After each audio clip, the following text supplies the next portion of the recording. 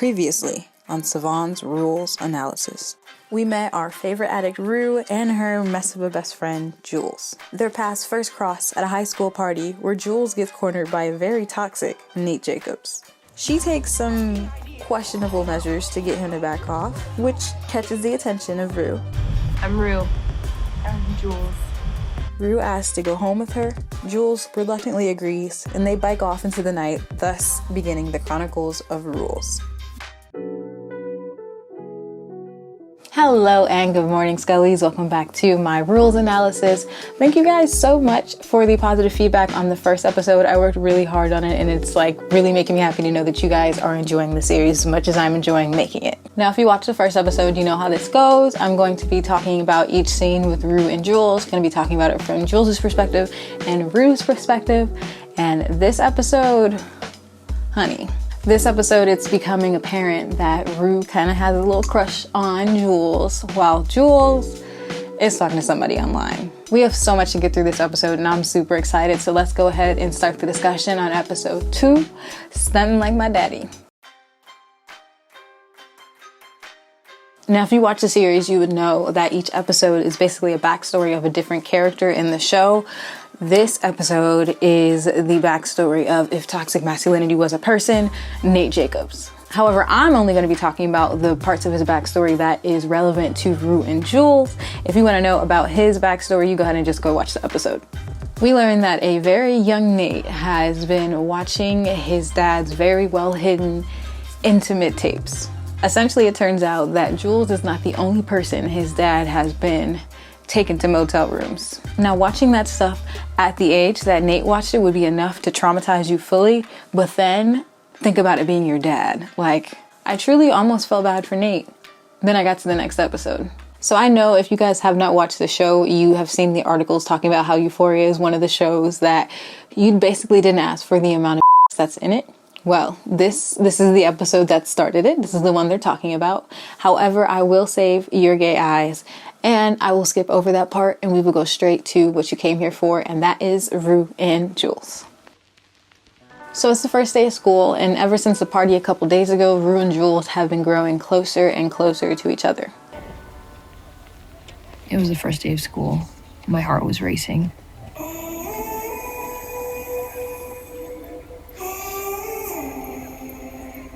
I had made a new best friend, and for the first time since getting out of rehab, I was feeling good about the world.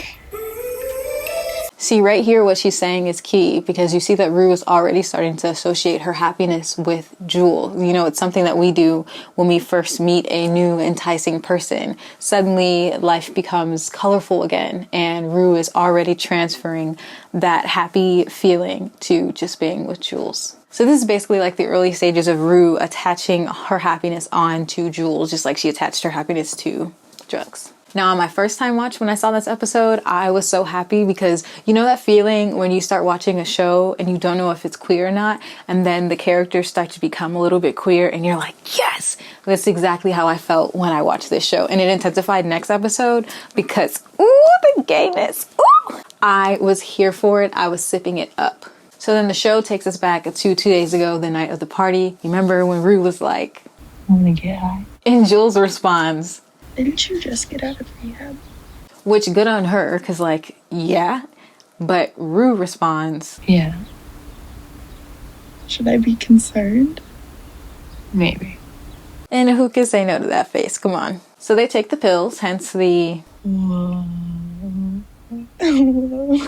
Shit gets real serious after that because Rue says that, I know we're not allowed to say this, but drugs are kind of cool. Until they aren't. This is when it's revealed that Rue's younger sister, Gia, is actually the one that found her when she overdosed. They live in a small town, or what they're portraying to be a small town. It doesn't even look that bad to me or that small, but they live in a small town, so naturally everyone in the town knows what happened to Rue. Because of Rue's I don't give a fuck type attitude, you wouldn't think that it gets to her, but it clearly does. It's just embarrassing. I feel like everyone knows. And Jules responds, Rue, I don't want to turn this into a competition, but I win. which is pretty questionable because Rue almost died, and girl, all you had was a little self-inflicted cut. So, I mean, I get what she was trying to do with the embarrassment thing, but honey, I don't think that's comparable, but we'll go with it. The biggest thing I wanted to note from this scene is actually the fact that Jules grabbed Rue's hand. Now, this is a very minor detail, but it is important to discuss and look at it from both of their perspectives, because I think this is where things started to get a little misconstrued. So in this case, I could probably see Jules thinking like, oh my God, let me support my friend. She's in a low spot. Let me just hold her hand, support her, let her know, I got you, girl. I don't care. Like, we're going to be outcast together, essentially. While Rue may be thinking, oh my God, this girl is holding my hand in public, And watching the show, for me, it felt like a series of things that Jules was doing to lead Rue on, but I had to think about it from Jules's perspective in this case. In this case specifically, we were introduced to Jules as more of a heterosexual girl, like she's on Grindr looking at dudes, she's always talking about guys. So from the audience's perspective, Jules is straight. And I don't know if it's just me that's noticed this, but straight girls are typically a lot more touchy with each other. It's really odd, but I've noticed that straight girls are very touchy. They'll hold hands. They're very big on like PDA. So to Jules, this might have been an innocent act, but my lesbian self has to look at Rue's perspective. She's probably like, oh my God, this girl just grabbed my hand in public.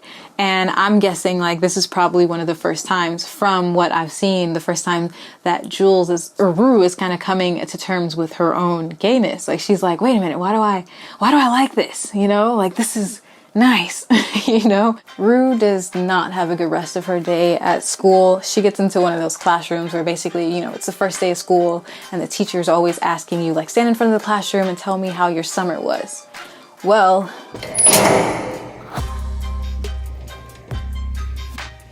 a memory? Anything that had an impact on you this summer? I can't think. the teacher, who has no sympathy clearly, as Rue is basically in tears, like, no, please stop asking me anything. Literally, she is a ball of anxiety. And the teacher's like, no, just give us one specific memory. Come on, you could think of one thing. And thus starts the montage of Rue's summer. Besides the obvious, drugs, we get to get a little bit more insight as to Rue's family dynamics. So we get to see her relationship with her mom and her sister. They show us both the ups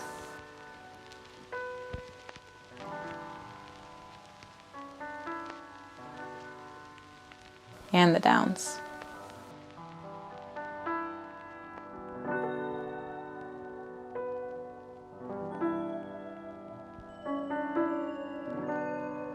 But of course, the montage also includes Jules.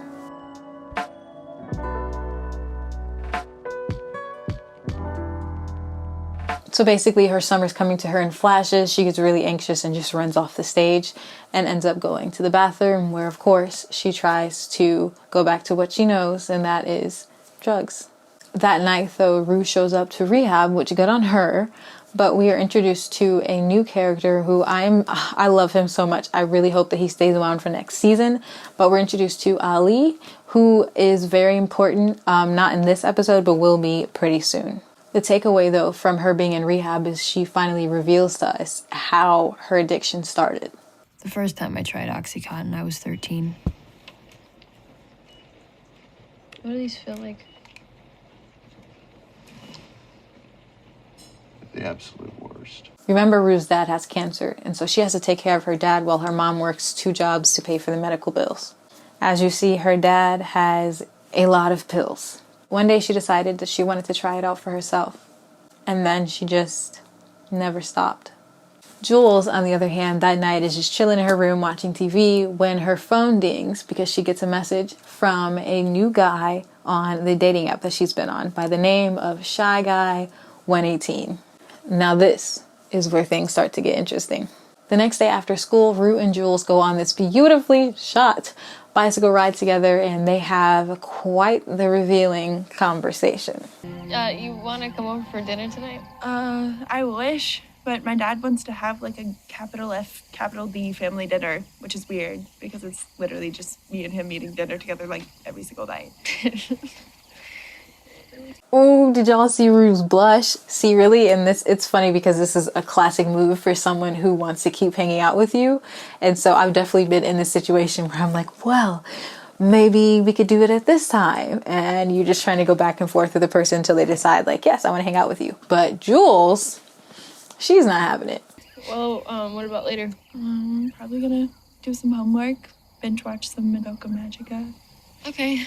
And what I mean by she's not having it is she just doesn't seem as interested or excited to hang out with Rue as Rue is excited and interested to hang out with her. It just seems like Rue is already a lot more invested in what they have going on than Jules is. She's just like, oh, I'm gonna chill and do whatever. And Rue's like, but can we hang out, you know? Well, maybe you could, like, come over Sunday night, because my mom's, like, asking me and stuff. Are you talking to your mama about me? No. Shut up. It's the flirting for me. So at this point, you can't tell me that Jules does not know the budding excitement that Rue is having towards her. Her response, though? Bye, Rue. Bye. Yikes. Rue girl, it's okay. I've been there too. But clearly you can see that Rue is already so much more invested in this than Jules. Jules is just going with the flow, while Rue is, trying to make things, not trying to make things more serious, but she's just more invested. She's ready for her to meet her mom, even though this is a friendship. She's just ready for their lives to, ready for things to become more serious. It's weird because it's like, it's not like a commitment aspect of it, but also I feel like there is, in a sense, something about the commitment there. So this is where you see that Jules really isn't for that commitment type thing. She's just like spur of the moment type, chill type, or at least when it comes to Rue. But this really is the first time that we're seeing that Rue's feelings for Jules is quickly pretty much progressing. I love the way the show depicted this, but essentially you can see how soon as Jules biked away, you can see on Rue's face how she felt defeated, and the dark cloud starts to loom over her and it starts to rain. I'm such a loser.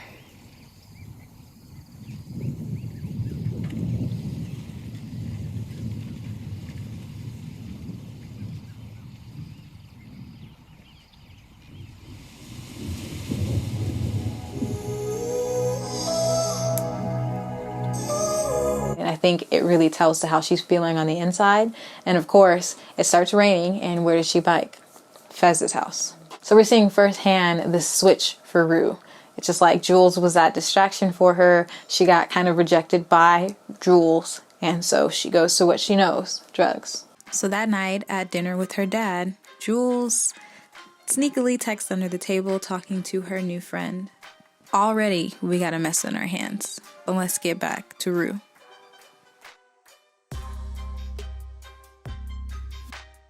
Now, once she gets to Fez's house, it's a whole mess. The whole scene is a mess. But to summarize it for you, she gets there and Fez is basically telling her like, "Nah, Rue, you gotta go," because he has the big guy, the one over the dealer.